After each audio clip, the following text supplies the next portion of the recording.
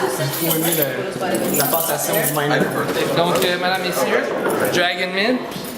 Nous sommes mardi. Quelle date on est, guys? Le 4 avril, mercredi 4 avril. Donc, nous avons reçu les premiers Dragon Mint. Ils sont vrais. Les sceptiques seront déçus.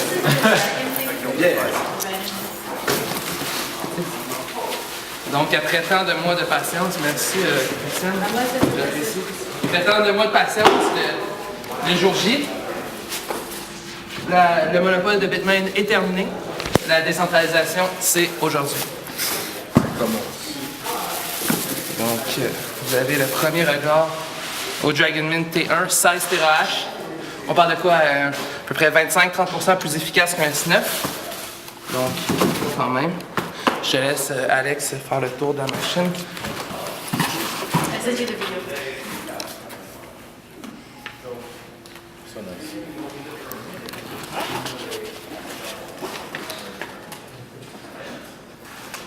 On vous revient d'Alex avec une ouverture complète de la machine ainsi qu'une démonstration live de manière. Merci. I'm a Bitcoin baron, I'm scaring the status quo. Got that crypto going, that foul to flow. In the algorithm, gon' get them until prison. Send us all to prison, and that's a nerdy living.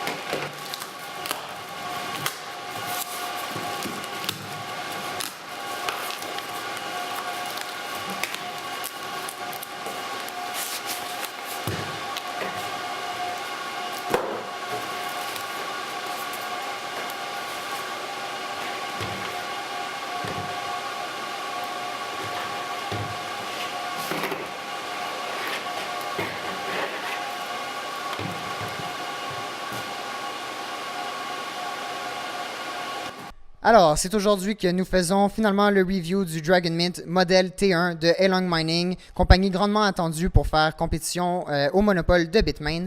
Donc, sans plus attendre, passons au review. Donc, nous avons ici la fan de Intake, suivi du controller avec toujours le port Ethernet qui permet évidemment la connectivité de la machine.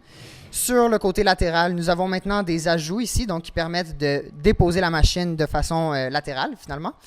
Ensuite de ça, nous avons ici à l'arrière la fan de Outtake, suivi des 3 hashboards comprenant au total 9 ports de 6 pins d'alimentation.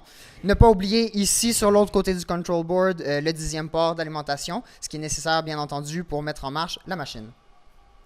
Alors, voici ici le PSU de MyRig qui évidemment accompagne la machine de Elong Mining, le Dragon Mint T1. Donc, sans plus attendre, nous allons brancher ces deux monstres.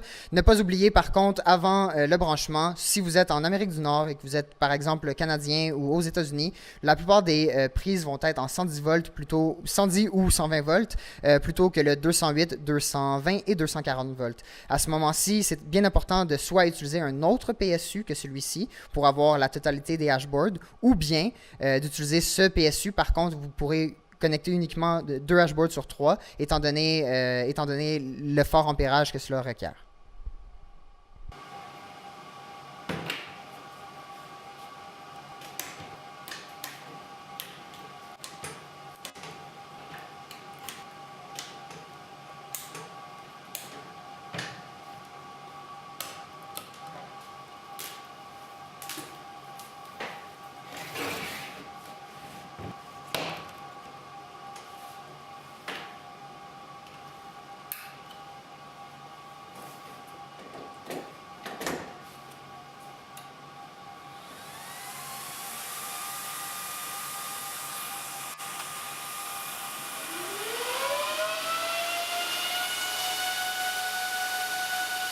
Donc, une fois la machine connectée et en marche, vous pouvez tenter de la rejoindre à l'adresse IP à laquelle elle sera assignée. Vous pouvez utiliser des logiciels comme Angry IP Scanner qui va vous permettre de localiser là, son adresse IP.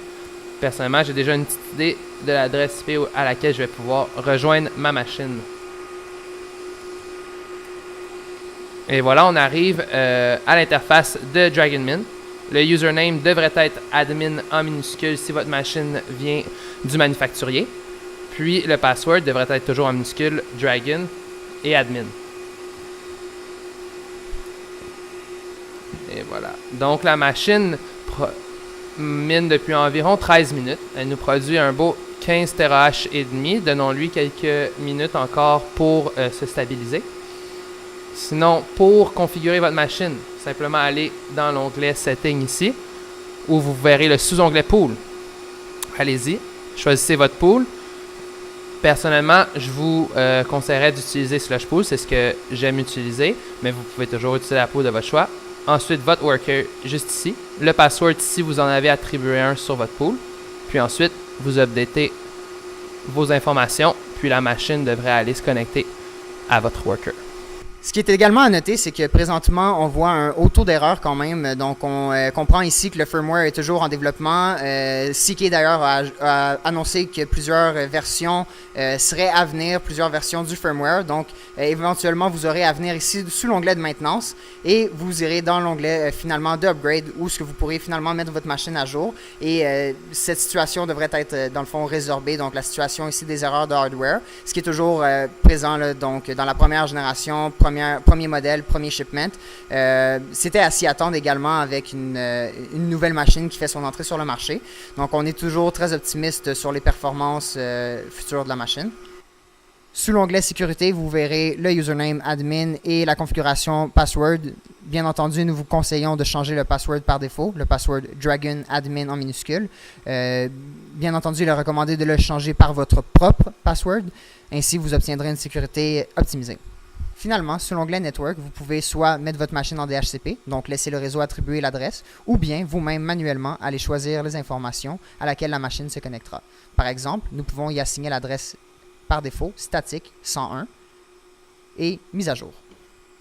I'm a Bitcoin parent, I'm staring at status quo. Got that crypto going at that foul to flow. In the algorithm, gon' get 'em a jail, prison sentence, out of prison. And that's a nerdy living.